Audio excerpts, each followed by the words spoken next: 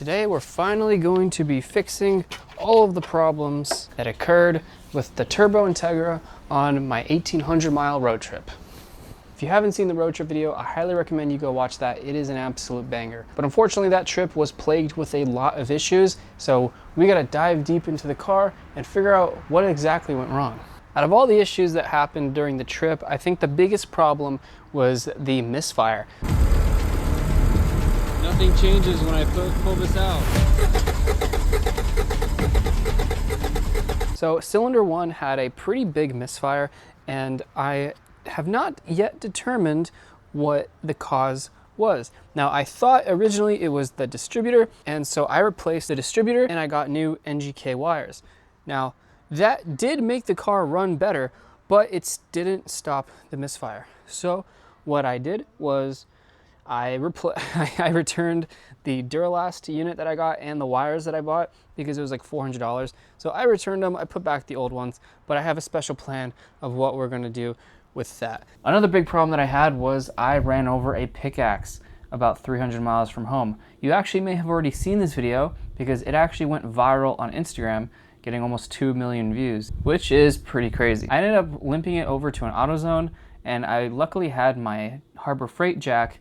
I jacked it up and I was able to purchase some JB Weld and flex tape where I made a roadside patch. I sketchily got under the car without jack stands, and the only thing that was holding the car up was the Harbor Freight jack. So highly would not recommend, and definitely my next trip I will be taking jack stands with me. But luckily that patch held up and I did end up making it home. And we'll see about what we can do in the meantime to fix that, because I think it actually started leaking already because my JB Weld didn't have any time to cure since I was on the side of the road and I had to just get it going. So injector number 1 will not fire. So what I'm gonna do is I'm going to remove the fuel rail and I'm gonna swap injector 1 with injector 2.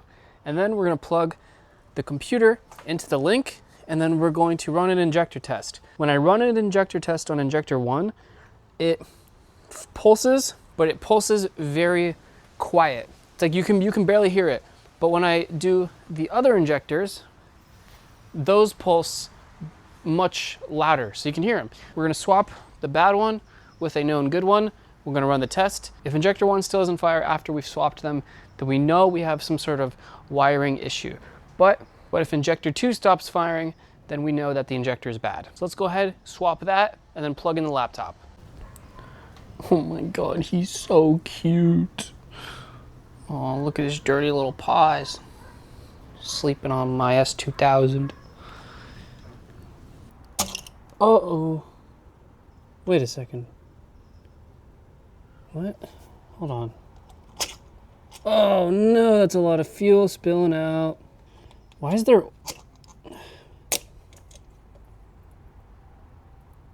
It looks like there's oil.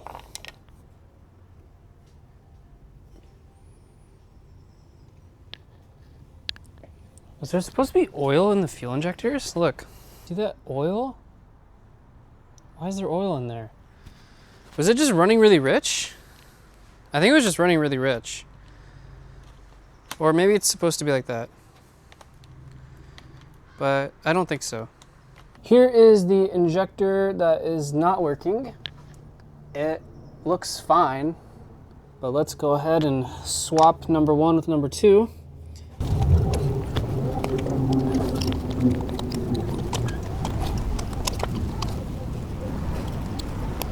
So let's see if injector 1 works.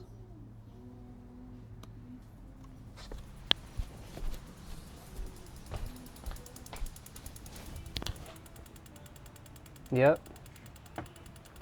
it works.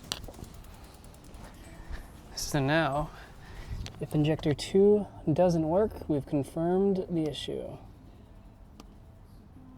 Yep. Injector 2 now no longer works. You can't really hear it on the mic, but I can hear it barely click. The other one clicked a lot. So we swapped around the injectors. Now we know that injector 2 is bad. Yep, hear it clicking. Injector 4. So that injector that we swapped out is bad. All right, so the injectors are confirmed to be bad, which is really unfortunate because I was really hoping that these $200 budget injectors were going to work, but it obviously is already giving me problems only after 1,000 miles. So I'm gonna reach out to Hunter Tuned. I'll see what he has to say about it. And if not, we'll just have to get a whole new set, and it is what it is. But for now, let's go ahead and move on to another issue that we had during the road trip. All right, while we wait for some new injectors to come in the mail, let's go ahead and open up this package that I just received. Check it out. SPAL, baby. Yes, sir. We are going to be upgrading the radiator fans, and we have 2 high-power SPAL fans because my car overheats when it sits still. So we've got some freaking SPAL fans. We got 2 of them. Check that out. I believe this is like 1260 CFM compared to the 700 that the eBay ones are making.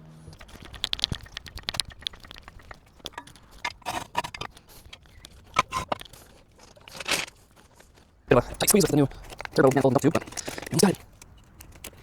There we go. Poopy fan out. Oh.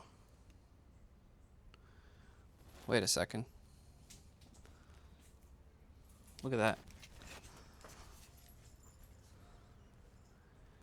It looks like the wires were literally like melting on the manifold, the exhaust manifold. Was this fan even working? Was this fan even working? That's crazy. All right, let's get you out.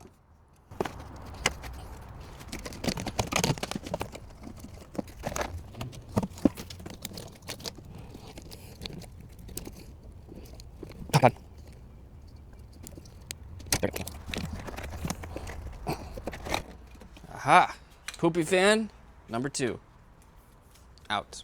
So I've decided that I'm going to keep this intake setup for the turbo, but I am going to take off the full thing, and I'm going to try and reroute the clutch cable, or actually properly heat wrap it, and then I'm going to try and see if I can get this coupler on fully, and then I'm going to see if I can maybe cut down this to size and then have the filter kind of sit like underneath over here somewhere, kind of like an actual cold air intake, instead of it being right up in here with the bottle kind of in the way and not secure. So that's what I'm gonna do right now, and then once this filter's out of the way, we can have more room for the SPAL fans.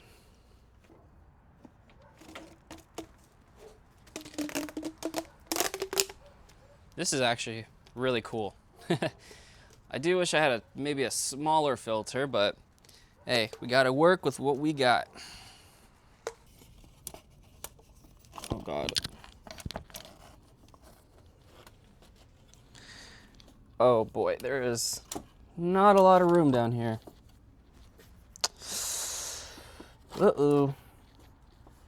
Don't want to oh, there we go. Okay. Zip tie mounting kit. This stuff is great. So I'm not running a fan shroud because I don't think I can even fit one, and also I just really don't want to do that. And honestly, I think these fans are powerful enough to the point where I don't need one. But if we still have overheating issues without a shroud, I'll eat my words, and then you guys can have the last laugh. But so I'm not gonna lie, I don't have any sort of wiring harness for this. I'm not using any relays. I think you're supposed to, but to be honest, I ain't trying to deal with all that. So I'm just gonna plug them directly into the stock harness, and we're gonna see how it works. If it doesn't work, and if something blows up, then, well, that sucks.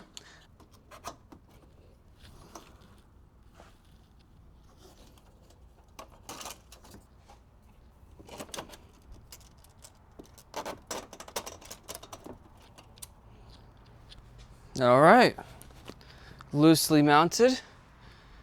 both are in there, not too bad. Okay, so I'm having some second thoughts about the SPAL fans not needing a relay because the SPAL fan wiring is so much thicker than the stock wiring. So that's a little sketching me out. So what I'm doing right now is I'm actually just connecting the wires temporarily. So you can see that I crimped it and I just have them wrapped around together, and then I'm electrical taping them. It's not neat at all. You can see the wires are up here, but I'm just going to connect the fans like this temporarily, and then I'm going to turn the car on with the link ECU, and then using the link ECU I can turn on each fan individually, and then we can see if they work. So if they work and if they're good, then I might just leave it like this. But if they don't work as well and it's not as powerful, then I'll have to get the relay and then get the wiring harness and then redo it all. But this is just temporary to see if it works.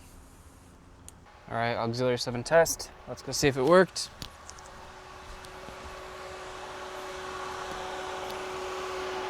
Oh yeah, you hear that?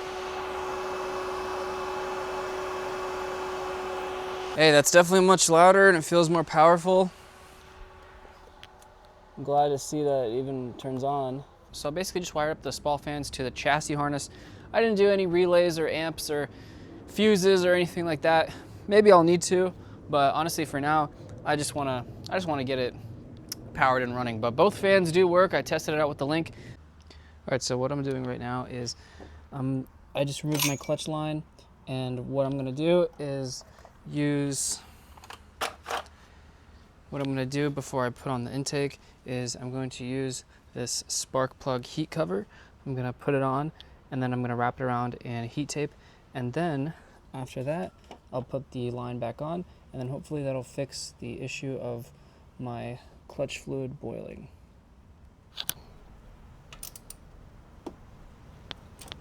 Crow feet for the win. There we go. That line should be good. And then here's our spark plug tube. That's just gonna sit like that in conjunction with the heat tape under it. We should have no more overheating issues. Gotta bleed the clutch, which I'm not looking forward to because that nipple to bleed it is now all the way in there. All the way in there, right underneath the turbo housing. So I'll probably have to go in from underneath to crack that open and replace the fluid, but that should be fine. You can see all those bubbles coming out. It's all air in the system. So I'm gonna keep pumping the clutch, keep filling the reservoir until there are no more bubbles. So now I'm gonna go ahead and try to fit up this turbo intake. Might have to modify it a little bit, but I'm just gonna mount it up to the turbo, and then instead of having the filter come up here and then this just be dangling, I'm gonna try and route the filter underneath, kind of near the intercooler piping down there. Maybe make a proper cold air intake. So let's go ahead, get to work on doing that. Oh yeah, check it out. We've got the AutoZone flexi pipe, made it up to the turbo, 2 worm clamps, and that goes down, and it goes right there. Now I can mount this guy. So yeah, it's on there, it's fully secure. Clutch is bled, intake is on, new fans are in and wired up. Now the only thing we got left to do is throw on the new injectors. The new injectors have not arrived yet, but that's the last thing we got to do. So once we throw on those new injectors, then hopefully we can start the car and we'll be good to go.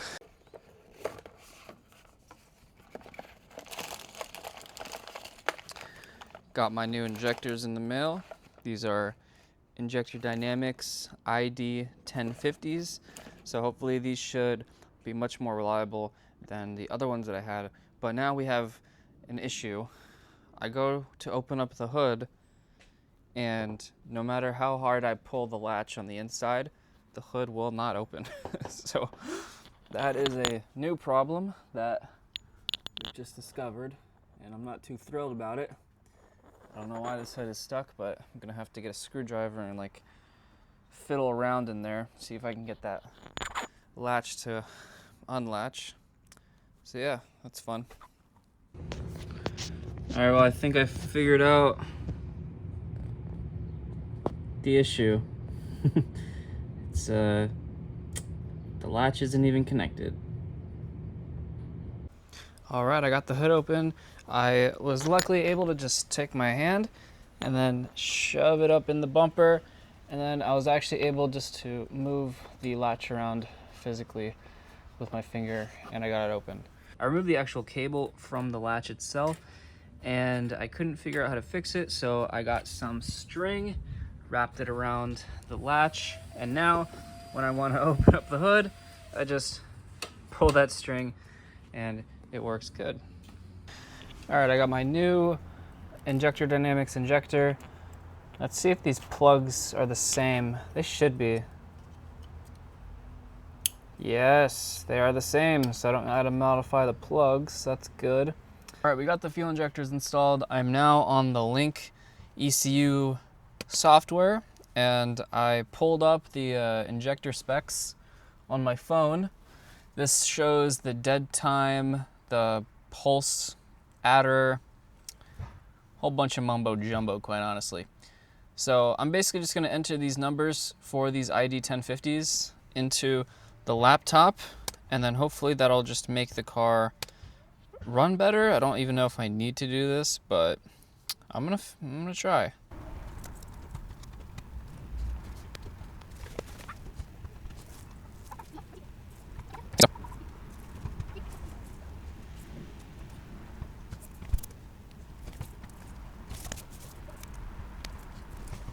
I just put all the settings in on the injectors. Let's go ahead and try and start it. Hopefully we have enough gas and it starts okay. All right, let's go.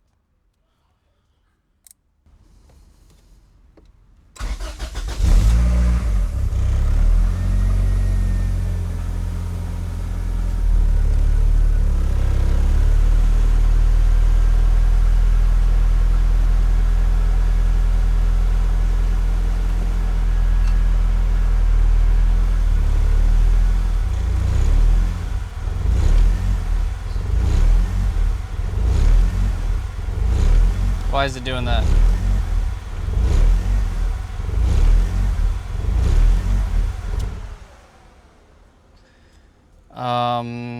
Okay, that was weird.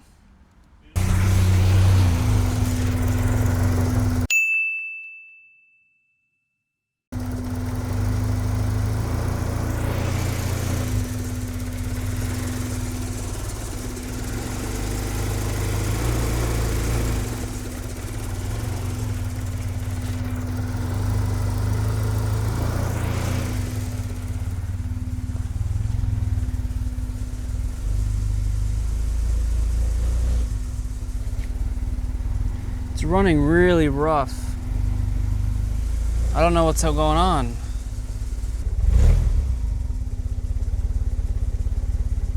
That's weird, man. Okay, I think it's running a lot better now. I went ahead and changed my timing a little bit.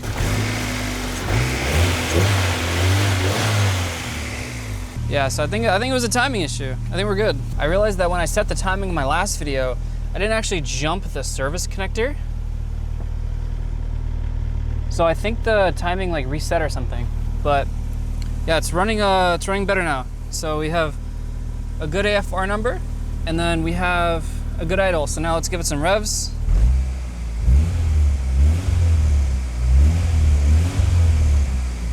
That is much more normal.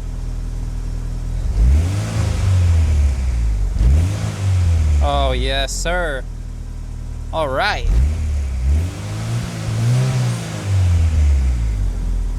Cool. Happy camper. All right, somehow these wastegate bolts came loose. It's like that. So taking off the V-band, and I'm gonna remove these bolts, and I'm going to hit them with Loctite and secure that down. All right, and now, no more movement. Nice. This is the state of my work area. As you can see, it is pretty freaking messy. We got a lot of stuff going on here, and I'm not gonna lie, it's overwhelming me a little bit. All this stuff on here. So what I'm gonna do is I'm gonna get that car on the ground. We're gonna move this car out. We're gonna move this car out. We're gonna wash it. And then once this whole area is empty, we're gonna go ahead and organize this whole area because it's a freaking mess and it's driving me crazy.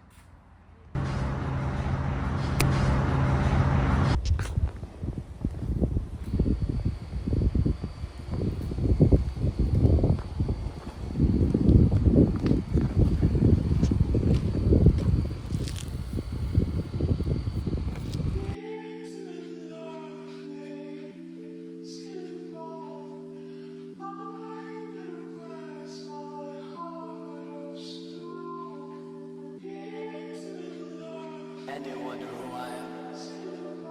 Underneath the action cam, acting like an anchorman. Lawless like from Neverland, colder than the polar night. Guaranteed to make a stunning sight. Looking but you cannot find. Every season it's a different type. Yeah, what about them days? Yeah, maybe I don't change. Yeah, I always stay the same. Yeah, I don't need a claim. Colder than the polar night. Guaranteed to make a stunning sight. Looking but you cannot find. Maybe that's just what I like. And you wonder who I am. Underneath the action cam, acting like an anchorman. Lawless like from Neverland. Colder than the polar night. Guaranteed to make a stunning sight. Looking but you cannot find. Every season it's a different type. Yeah, what about them days? Yeah, maybe I don't. All right, hope you guys enjoyed that little cinematic. Wasn't really needed, but I kind of like that song. It's kind of a vibe, so I threw it in anyways. But the Integra is now all washed up. I used turtle wax before I left for my trip, and it actually made washing this thing pretty easy. All the dirt, everything kind of just came off relatively smooth. So we're gonna go ahead and set up the GoPro and the mics, and we're gonna do a driving video. This is gonna be the first test drive on the new injectors. I haven't hit boost for like a month now, since I was on the way up to Oregon. On the way down, I literally didn't hit boost at all because I was misfiring. So that kind of sucks, man. I missed the boost. So I fixed the boost leak I had in the wastegate. We did all the injector stuff. I'm just hoping that the fuel numbers are gonna be the same, like the AFR and all that stuff. I'm hoping that I don't need to change it. So I guess we'll see. But let's go ahead, set up the GoPro, and drive this thing around.